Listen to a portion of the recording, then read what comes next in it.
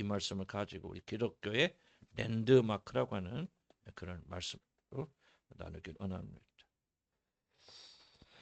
우리 지난주에 성신자자매 손주 이한이가 오래간만에 우리 교회를 방문했습니다. 근데 이한이가 이쁘기도 한데 경례를 하는 모습을 보면서 제가 굉장히 조금 그 모습이 아직도 눈에 좀 선합니다. 경례하는 모습이 그냥 아주 칼같이 경례하는데, 야, 이게 내가 그 보면서 씨는 못 속이는구나, 피는 못 속이는구나. 아빠 엄마가 군인이라는 사실을 누구나 알 수 있는 그런 당당한 모습이었습니다.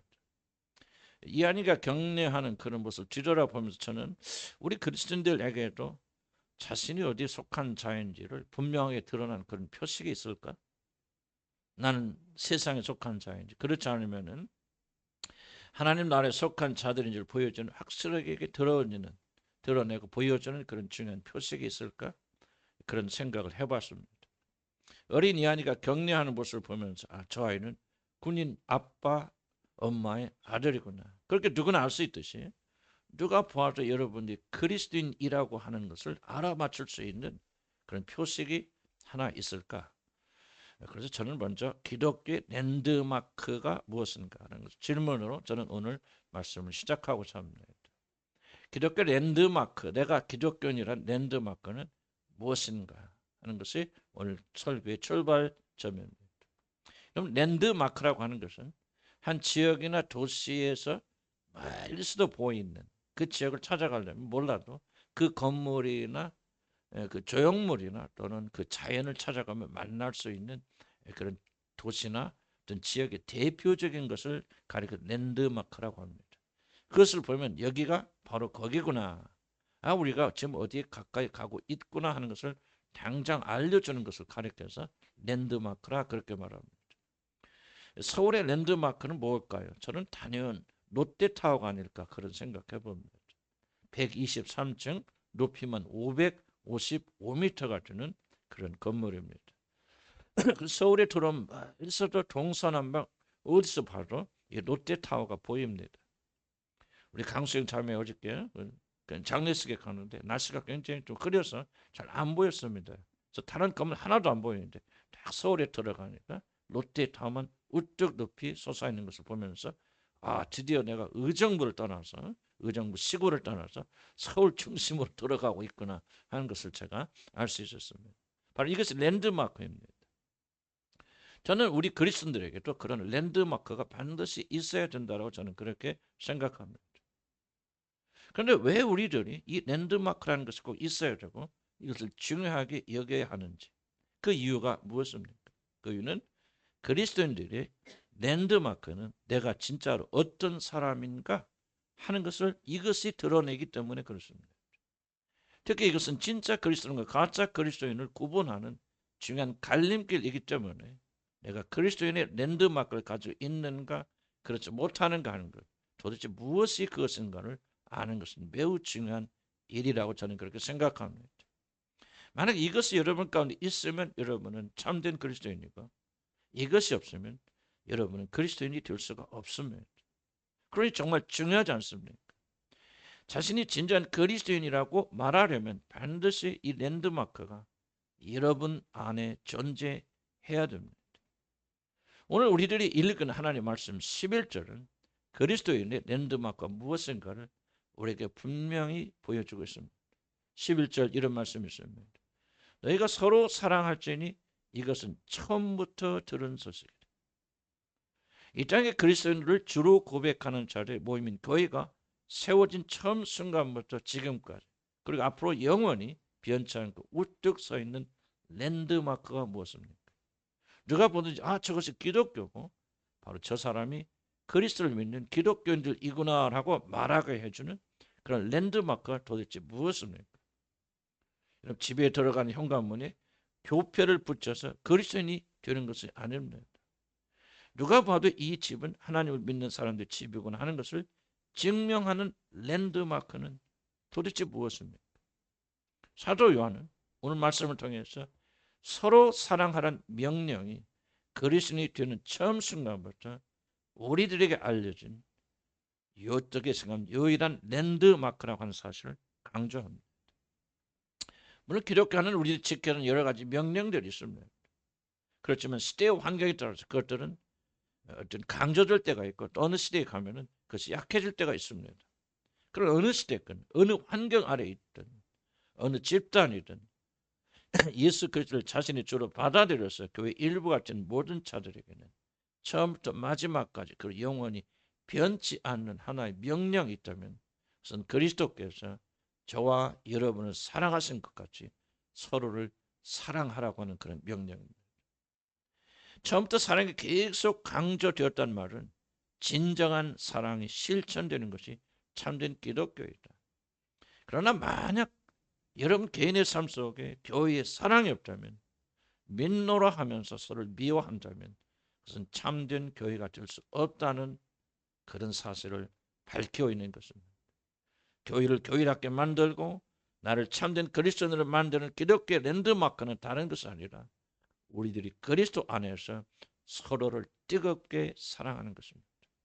서로 사랑하면 우리는 믿는 자들이고 아무리 우리가 우리 믿음을 주장하여도 내게 믿음이 있다고 주장하여도 나는 복음을 쫓아간다고 자랑하여도 만약 서로 미워하고 갈등하고 싸운다면 그 사람은 결코 그리스도인이 될 수가 없습니다. 왜냐하면 그에게는 기독교 랜드마크, 그 사람이 기독교인이지 아니를 보여주는 가장 중요한 지표가 그에게 존재하지 않기 때문에 그렇습니다. 한마디로 말해서 사랑을 빼버리면 기독교는 아무것도 아닙니다. 그냥 울리는 괭가리가 되어서 모든 사람들이 시끄러워할 그럴 뿐입니다. 그래서 기독교가 되는 것은 다른 것이 아니고 오늘날 교회가 이 진정한 사랑을 잃어버렸기 때문입니다. 우리들 주일날 모여서 교회에서 모여서 예배를 드린다고 해서 우리가 그리스도인이 되는 것이 아닙니다. 헌금도 하고 기도도 열심히 한다고 그리스도인이 되는 것이 아닙니다. 서로를 뜨겁게 사랑하는 것은 우리들이 참된 그리스도인지 아닌지 복음을 믿노라 말하고 복음을 주장하지만 우리가 참된 하나님의 자녀이고 그리스도의 제자인지 그렇지 않은지를 구분해주는 가장 중요한 표지가 바로 그리스도 안에서 서로를 사랑하는 것입니다. 요한복음 13장 35절에서 우리 주님이 뭐라고 말씀하셨습니까? 우리 한번 같이 한번 찾아볼까요? 요한복음 13장 35절 같이 한번 찾아봅니다. 요한복음 13장 35절 우리 찾으시면 같이 한번 큰 소리 내서 읽겠습니다. 시작. 너희가 서로 사랑하면 이로써 모든 사람이 너희가 내 제자인 줄 알리라. 바로 우리들이 그리스도의 사랑으로 서로 사랑할 때 사람들은 우리들이 서로 사랑하는 뜨거운 그 사랑을 보고 저 사람은 그리스도에 속한 그리스도이구나 그렇게 깨닫고 알게 된다는 말입니다. 그래서 기독교 랜드마크는 두말할 것 의심할 것 없이 그리스도인들이 서로를 사랑하는 참된 사랑, 서로 사랑하고 서로를 섬기는 그런 사랑입니다.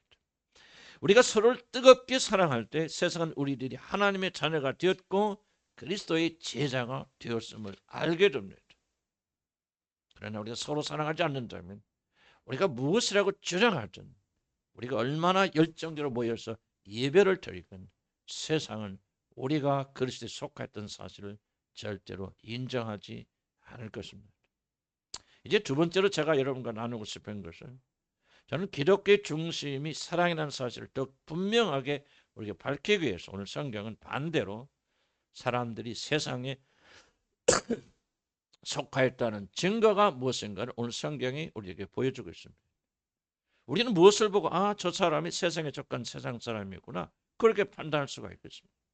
교회 다니고 자기 믿음을 주장하고 우리가 받은 은혜를 아무리 떠들어대도 저 사람은 그리스도의 사람이 아니라 세상에 속한 사람이야. 도대체 무엇을 보고 말할 수 있습니까? 그리스도인의 랜드마크가 사랑이라면 도대체 세상의 랜드마크는 무엇입니까? 바로 그것은 서로 미워하는 것이라고 오늘 성경이 말합니다.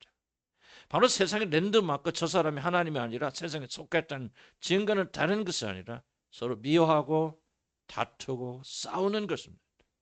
바로 이것이 세상의 특징이며 세상에 속한 자들의 랜드마크입니다. 이 말을 더욱더 분명하기 위해서 사도 요한은 12절에서 이렇게 경고합니다. 너희는 가인과 같이 되지 말라. 가인같이 행동하는 것이 세상의 중요한 표식이라고 하는 그런 뜻입니다. 이러면 가인이라는 사람은 모든 인류의 조상인 아담의 첫 번째 첫째 아들입니다. 아담과 그의 아내가 에덴에서 쫓겨난 뒤에 그들이 카인과 아벨이라는 두 아들을 낳았습니다. 이 두 아들이 자라서 어른이 되었을 때 이들이 이제 하나님께 나가서 이제 제사를 각자가 드렸는데 하나님은 악한 카인의 제물을 받지 아니하시고 아주 착하고 선한 아벨의 제물만을 받으셨습니다.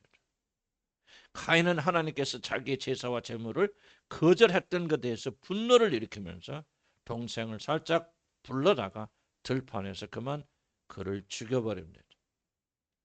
그런데 어쩌다가 카인이라는 사람은 같은 피를 나는 동생 아벨을 죽이게 되었습니까?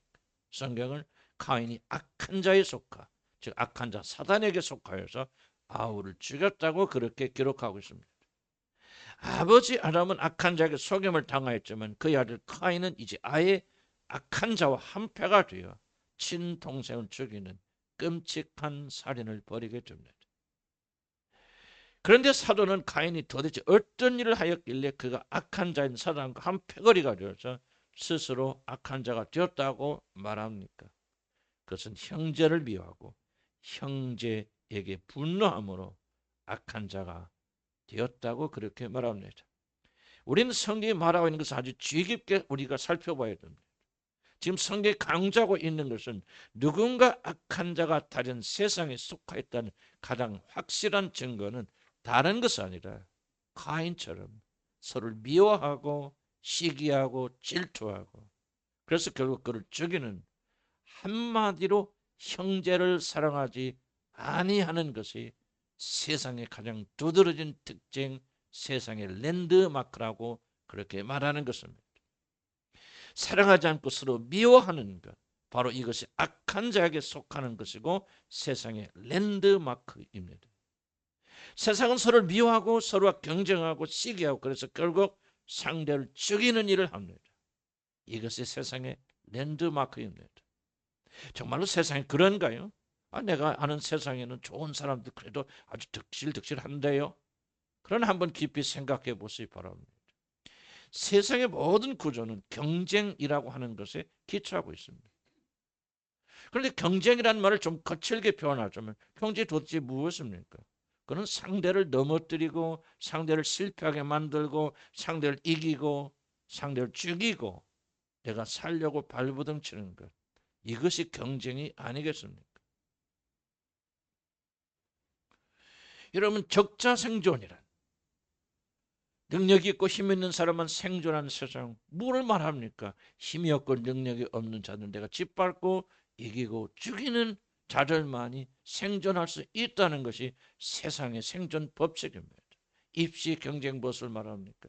내가 그 학교에 들어가기 위해서 어떻게든 수단과 방법을 가리지 않고 다른 학생을 떨어뜨리는 것이 바로 입시 경쟁의 본질입니다.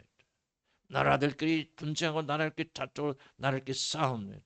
자기가 반대되고 자기 이익에 방해하는 나라들은 무력을 통하고 그 나라의 모든 백성들을 죽이는 일을 통해서라도 자기의 살 길을 찾는 것이 나라들끼리 전쟁입니다.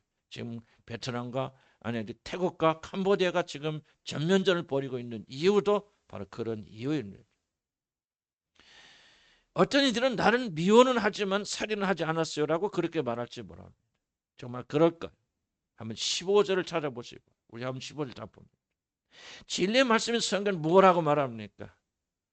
나는 살인하지 않았으니 괜찮다고 말합니까? 한번 읽어볼까요? 시작. 형제를 미워하기만 해도 이미 살인한 자라 그렇게 말합니다. 형제를 사랑하지 못하고 미워한다면 마음에서 증오한다면 그 사람 이미 형제를 죽인 살인자라는 뜻입니다. 그렇다면 우리 가운데 형제를 살인하지 않은 사람이 단 한 명이라도 존재합니까? 만약 여러분의 마음속에 형제를 용서하지 못하고 지속적으로 미워하는 마음이 있다면 바로 이것은 여러분이 카인에게 속하였다는 증거예요. 세상에 속하였던 증거의 바로 악한 자와 하나라는 것을 적나라하게 보여주는 것입니다. 여러분이 교회 나서 얼마나 울고 불고 기도하고 얼마나 열정적 예배 참여하고 얼마나 많은 물질을 주님께 드리고 그것이 중요한 것이 아니라 그럼에도 불구하고 우리 안에 미워하는 마음이 남아 있다 하면은 그것은 여러분 그리스도의 사람이 아니라 카인에게 속한 거예요. 악한 자에게 속한 것이라는 증거입니다. 세상에 속한 사람들의 마음 중심에는 참된 사랑이 없고 그리고 서로를 미워하는 마음만이 가득합니다. 물론 하나님 믿지 않는 자들 중 착한 사람도 많고 서로 사랑하는 같이 보이는 자들도 적지 않습니다. 하지만 매우 불리한 상황에 들어가고 목숨을 다투는 그런 상황에 한번 들어가 보시기 바랍니다. 그럴 필요도 없습니다. 여러분 돈 문제 한번 얽혀보시기 바랍니다. 세상 사람들이 어떻게 드러나는지 여지없이 본색을 드러냅니다. 그들은 마음의 살인조차 서슴지 않는 것을 여러분 볼 수가 있습니다. 그리고 그들이 사랑하는 대상을 한번 자세히 살펴보시기 바랍니다. 다 자기를 즐겁게 하고 유익을 주는 자들만 사랑합니다. 자기를 사랑하는 자들만 골라서 사랑하지 원수를 사랑한다는 것은 꿈에도 꿀 수가 없습니다. 그러니 이러한 사랑은 참된 사랑이 될 수 없는 것입니다. 제가 하고자 하는 말이 이것입니다. 만약 여러분이 스스로를 하나님의 자녀라 하면서 믿음이 있노라 하면서 하나님의 영이 내 안에 거한다 그렇게 말하면서 열심히 교회 다니고 기도도 하고 저 어려운 날에 들어가 목숨을 걸고 선교도 여러분 할 수 있지만 만약 서로를 사랑하지 못하고 미워하고 시기하고 싸우고 다툰다면 그 사람은 무엇하고 자기 자신의 신앙을 고백하든 그리스도에게 속한 자가 아니라 바로 카인에게 속한 자예요.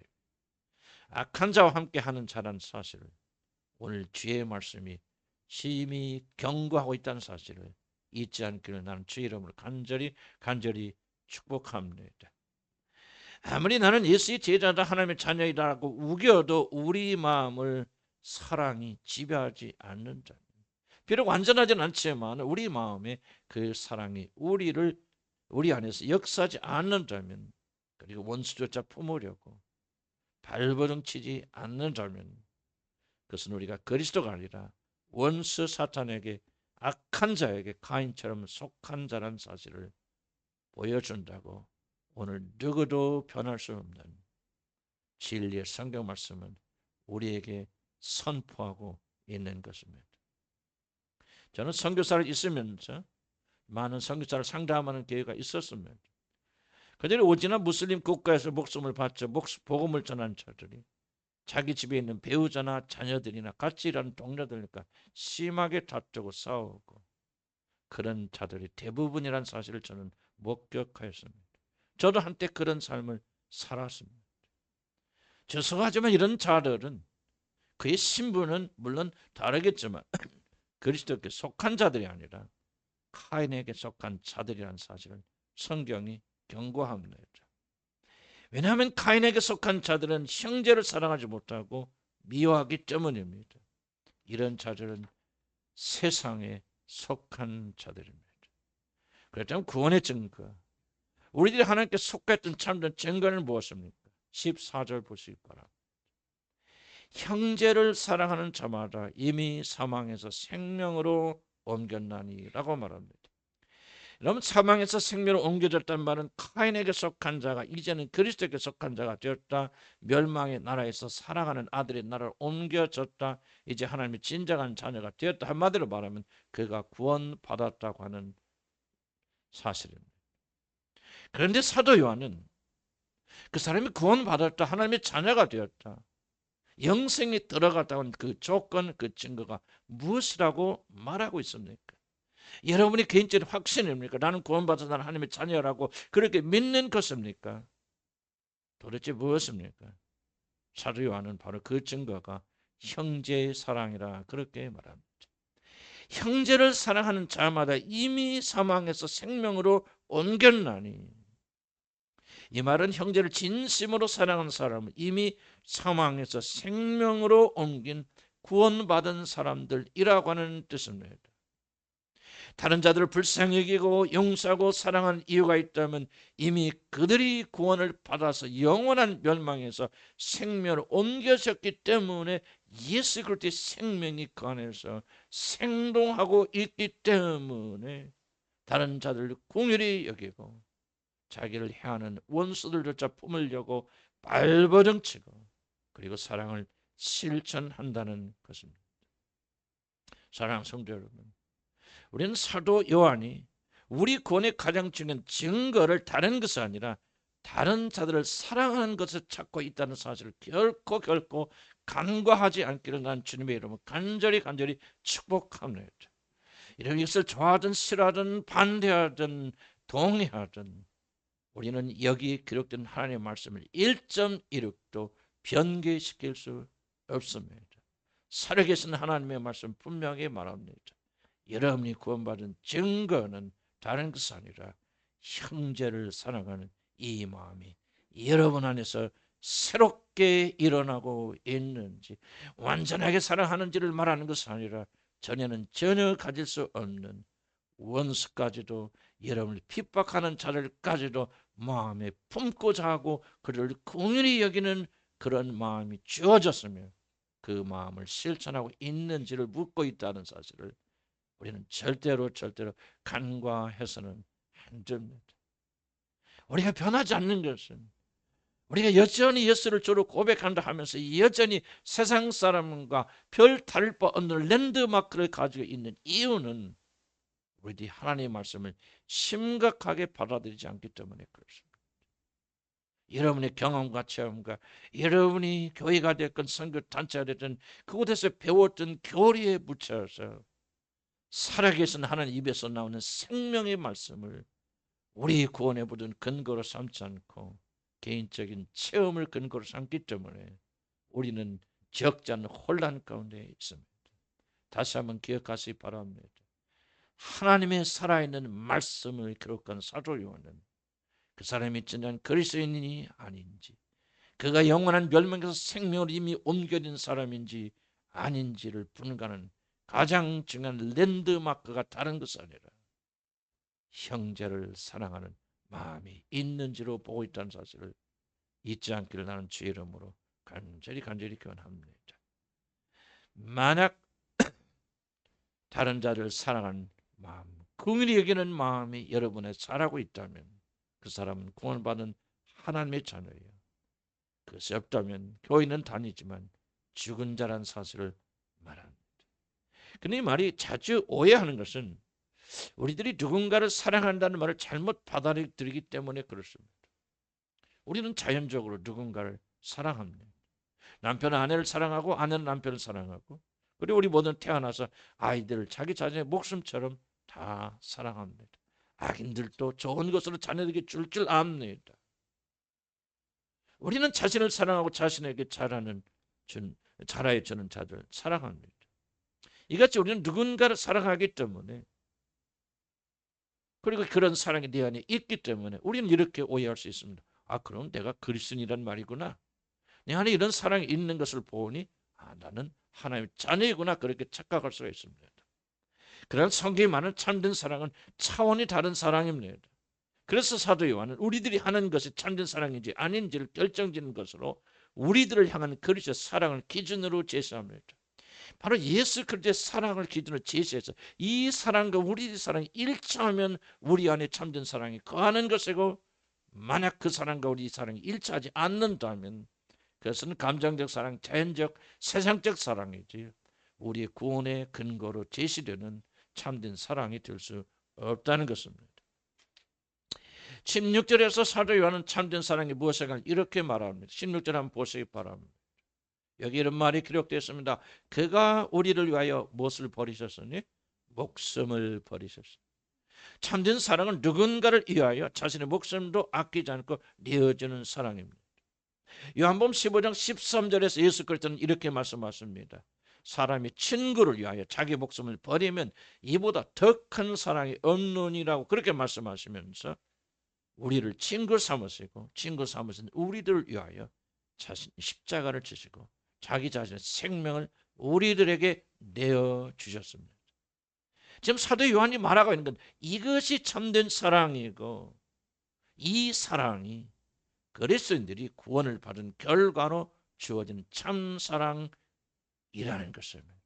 바로 이 사랑이 여러분 안에 거하는지, 이 사랑이 여러분에 거하지 않는지로서 우리가 그리스도의 사람인지 아닌지가 결정된다는 사실입니다. 그런데 참된 사랑은 여기서 머무르지 않습니다. 그가 우리를 위해서 목숨을 버리셨다고 말했을 때 우리가 도대체 누구입니까를 먼저 생각해 봐야 됩니다. 우리가 어떤 사람입니까? 지금 여기 우리는 지금 여기 앉아 있는 여러분을 말하는 것이 아닙니다. 이전의 우리입니다. 과거의 우리입니다. 여러분, 과거 우리가 누구입니까? 죄와 허물로 죽었던 자들이고, 마음으로는 하나님을 떠나서 하나님과 원수가 되었던 자들이고, 마음의 중심으로는 하나님을 대적하였던 그런 자들이 아니었습니까? 오직 하나님이 싫어하고 미워하는 일만 골라 했던 죄인 중에 괴수들, 도둑놈들 중에 상도둑놈들, 음란하고 방탕하고 오직 더러운 것만 생각하고 입에 올렸던 바른 그런 자들, 카인처럼 악한 자에게 속하여서 형제를 미워하고 마음으로 살인하였던 우리들, 온갖 음란과 방탕과 더럽고 입에도 올리기 추잡스러운 일들을 행하였던 자들, 바로 그런 자들이 저와 여러분, 우리가 아닙니까? 그리스도는 훌륭한 사람을 위해서 죽으신 것은 오늘 여기 앉아서 그래도 사람이 된 우리들 위해서 죽으신 것이 아니라 과거에 전혀 변화되지 아니한, 정말 입에도 담기 어렵고 기억조차 하기 싫은 그런 상처를 가진 더럽고 추악한 우리들을 위하여 자신의 소중한 목숨을 버리셨고, 이것이 바로 그리스도의 사랑이라고 성경이 말하는 것입니다. 죽을 수 없는 하나님이 죽을 수밖에 없는 죄인의 몸을 입으셨고, 우리를 구원하시려 자신의 모든 영광을 다 버리시고 우리 같은 죄인의 모습으로 오셔서 고난과 고통의 삶을 사시다가 십자가에서 우리를 위하여 대신 죽으셨습니다. 원수요, 더럽고 추악하고 누구도 돌볼 수 없는, 뒤돌아보기 싫은 그런 추악한 우리를 위하여 그분이 죽으셨습니다. 이것이 그분의 사랑입니다. 바로 이것이 우리를 위하여 자기 목숨을 버리셨다는 뜻입니다. 바로 이 사랑이 기독교의 랜드마크이고, 바로 이 사랑이 여러분에게 있는가 없는가, 여러분이 누구인가를 결정짓는 것입니다. 만일 그리스도 이런 사랑이 조금만 그래도 여러분 안에 자리를 잡기 시작했죠, 여러분 안에서 자라고 있다면 여러분은 그리스도의 사람이요. 만일 이런 사랑이 전혀 존재하지 않는다면, 그리고 이런 사랑을 소원하지 않는다면 어찌 우리가 우리를 가리켜 그리스도의 사람이라 그렇게 말하겠습니까? 롯데타워가 없는데 우리가 어찌 그것이 서울이라고 우기겠습니까? 우리 안에 이런 불타는 사랑이 존재하지 않는데 내가 어찌 하나님의 자녀라고 그렇게 말할 수가 있습니까? 이 사랑이 없다면 여러분 그리스도에 속한 사람이고, 있다면 여러분 그리스도에 속한 사람이고, 이 사랑이 없다면 여러분이 자신이 하나님의 자녀라고 아무리 우겨도 여러분은 카인에게 속한 사람이라는 성경 경고를 잊지 않길 바랍니다. 그렇다면 이거 참 난리 났습니다. 우리들 가운데 이런 사랑을 가진 사람이 도대체 몇이나 됩니까? 한 명이라도 있습니까? 목사님은 그런 사람입니까?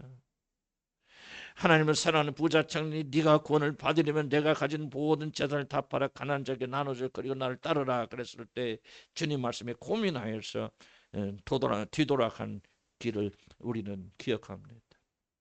그때 제자들이 이렇게 묻습니다. 천국에 들어가기가 이렇게 어렵다면 도대체 누가 천국에 들어간단 말입니까? 우리도 똑같은 질문 앞에 오늘 서 있습니다. 우리들이 형제를 사랑하되 그리스도께서 우리를 사랑하시는 그 놀라운 사랑을 똑같이 사랑하여 한다면 도대체 누가 구원을 받을 수가 있겠습니까? 여기 하나님의 구원에 놀라움이 있습니다. 우리들에게 어떤 완전한 사랑이 없어도 우리의 작은 믿음 곧 그리스도를 하나님의 아들로 믿고 그가 나를 위해 행하신 일을 믿는, 그것도 큰 믿음이 아니라 조금 몇 발자국 지나가다가 물에 퐁당 빠져버리는 베드로같이 작은 믿음이 있을 때 하나님은 우리의 완전한 사랑을 보시는 것이 아니라 그 믿음을 보시고 저와 여러분을 구원하여 주신다는 사실. 여러분들에게 이 놀란 랜드마크가 있기 때문에 하나님이 여러분을 구원하시는 것이 아니라 우리들이 아무것도 알지 못하고 아무것도 행하지 못하고 죽었을 때 하나님의 아들이 우리를 대신해 이 모든 일을 다 행하셨습니다. 우리는 그저 그리스도께서 나를 위하여 행하신 일들을 믿음으로 하나님의 자녀가 되는 것이지 이렇게 완전한 사랑을 행함으로 우리가 구원받는 것이 아닙니다. 그런데 중요한 것은 바로 우리들이 겨자씨같이 작은 믿음을 보시고 하나님이 우리를 구원하실 때 이 말이 중요합니다. 하나님은 비록 여러분의 완전한 행위와 사랑을 보시고 구원하시지는 않고 극히 작은 믿음을 보시고 구원하셨지만은 그가 구원하실 때 하나님은 이 놀라운 사랑을 반드시 여러분의 마음에 심으신다는 사실입니다. 그래서 구원받은 자들의 마음에는 이 놀라운 사랑이 예의 없이 반드시 자라게 됩니다. 여러분, 사랑이라는 랜드마크는요 우리들이 스스로 세우는 것이 아닙니다. 하나님이 우리들이 거듭날 때 하나님이 심으시는 것이 기독교의 랜드마크요 사랑입니다. 그가 농부입니다. 그래서 사랑의 씨앗을 여러분의 마음에 여러분이 거듭날 때 반드시 심습니다. 그래서 시간이 흐르면서 이 랜드마크는 크게 자라는 것입니다. 차도들 보시기 바랍니다. 돌에 맞아 죽는 스데반을 보시기 바랍니다. 그는 자기 자신을 죽이는, 지금 돌을 던져서 때려 죽이는 그들을 원수들 위하여 하나님께 뭐라고 기도합니까? 주여, 저들이 알지 못하고 나를 죽였나니 하나님, 저들에게 저들의 죄를 돌리지 마시고 저들의 죄를 용서하여 주시옵소서. 그러면서 죽지 않았습니까? 그리스도께 우리에게 보여준 그 놀란 사랑이 고스란히 스데반의 입에서 지금 고백되고 있지 않습니까? 여러분 잘 아시는 사랑의 원자탄이라고 불리는 손양원 목사님은 자기 자신의 두 아들을 죽인, 동인이 동신이라고 하는 두 아들을 죽인 공산당원 안재선이라는 사람을 이제 사형 선고를 받고 죽음을 기다리고 있던 그 순간에 그 대장을 찾아가서 그를 건져주시고 용서해 주시고 탄원을 하여서 결국 그 안재선이라는 사람을 살려냈습니다. 살려냈을 뿐만 아니라 그 손양 목사님은 그 안재선이라는 사람을 자기 자신 양아들 삼아서 자기 집에 데려다가 원수를 길렀습니다. 처음에는 어려움도 많았지만 그러나 결국 이 안재선이라는 사람도 손양한 목사의 사랑에 감동되어서 그도 변화받고 예수를 믿고 그리고 목사가 되어서 하나님을 섬겼습니다. 이 안재선 목사의 아들은 안경선이라는 사람도 역시 목사가 되어서 아프리카에 가서 문둥병 환자를 돌보는 그런 위대한 선교사의 역할을 지금 담당하고 있습니다. 그리스도의 사랑, 선량한 목사 안에서 역사했기 때문입니다. 그가 위대해서가 아닙니다. 이런 믿음과 사랑이 있기 때문에 하나님이 손양 목사를 구원하신 것이 아닙니다. 그러나 연약한 손양 목사가 작은 믿음으로 예수를 자기 구주로 받아들였어요. 그리스도의 사람이 되었을 때 하나님께서 그의 마음에 이 사랑의 씨앗을 뿌리셨어요. 결국 그것이 나무가 되어 자기 아들을 죽인 원수를 품어 그리스도의 사람으로 만드는 위대한 역사를 드러나게 하신 것입니다. 중요한 사실이 이것입니다.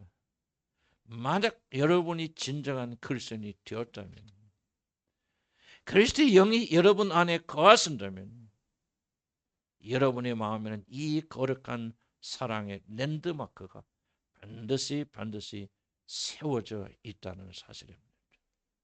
처음에는 세상에서 가장 작은 겨자씨 같아서 그를 분간조차 못하는 작은 것이지만은 그래서 내 안에 그런 사랑이 있는지조차 알 수 없지만은 시간이 흐를수록 그것은 그저 새가 악기 뜨는 나무가 될 것입니다.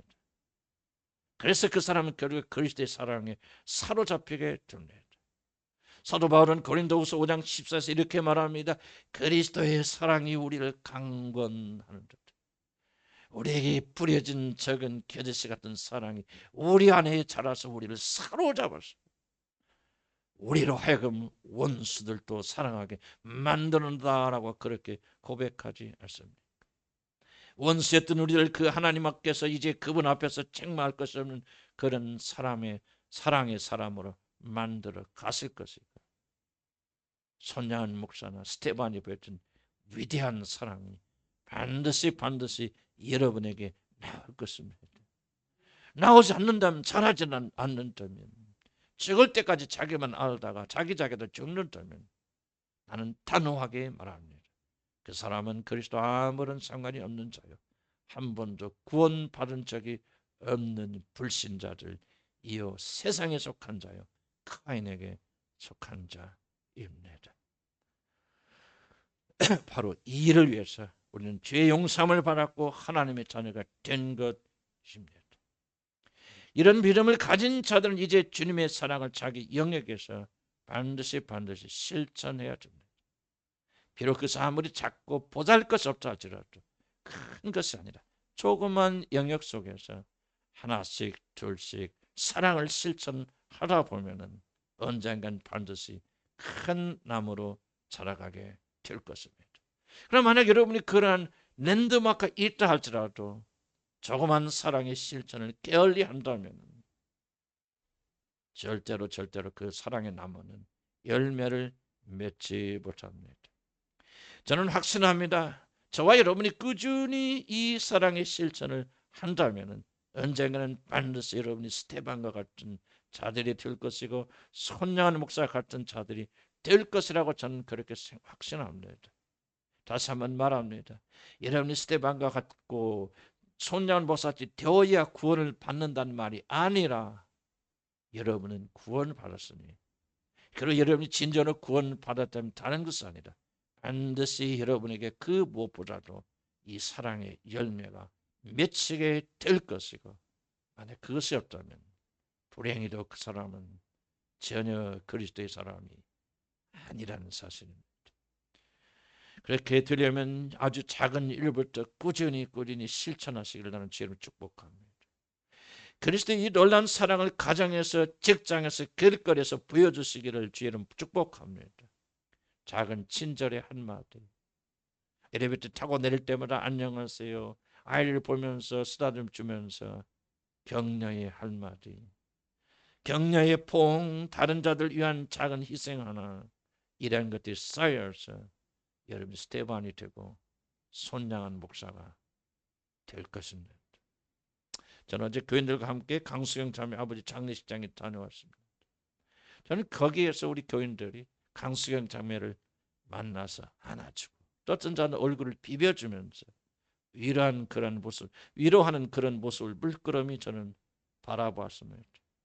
영적 아버지와 같은 심정으로 그 작은 사랑의 행위를 보면서 얼마나 마음이 기뻤는지 모릅니다.